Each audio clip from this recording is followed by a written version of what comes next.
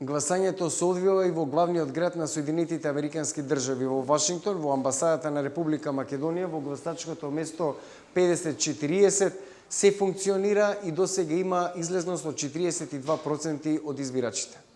Македонските селеници во главниот град на САД денеска за прв пат го остварија правото на глас на едни избори.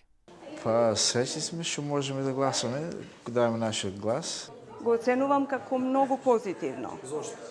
Па затоа што ние сме исто македонци. Се залагаме да успеат реформите во Македонија. Македонија да биде просперитетна држава, Македонија да оди напред. Во секој поглед ги поддржуваме. Имаше и такви кои минале долг пат да го остварат демократското право.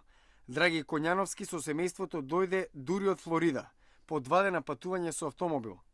Па не ме представуваше тешко ова ми беше баш желба да имам можност повторно после 6 години, откако живеам во Америка, да имам можност да гласам за македонскиот парламент. За очекувањето од идниот пратеник од диаспората велат. Да ги представува во најдобра светлина, да се грижи за нивните интереси, да ги зближува надвор од Македонија, да ја воспоставува и да ја одржува врската со Македонија. Сепак некои изрази и поинакви видувања како и каде и за кого гласат. Еден од нив е Борко Ханџиски, кој работи во Светската банка во Вашингтон.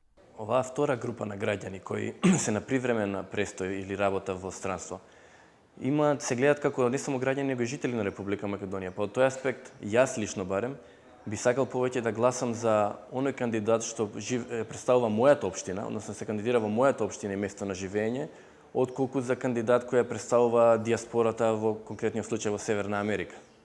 Председателката на избирачкото место 50-40, Сунчица Јовановска, се надева дека до крајот на денот се поголем број гласачи ќе го искористат правото на глас. На ова место се регистрирани 48 лица. До сега пријавени од избирачкиот список се излезени 42%. Значи, задоволувачко, бидејќи веќе не е плавне поминато. Амбасадорот Зоран Јолевски смета дека гласањето само ќе ги зајакне врските меѓу матичната земја и иселениците.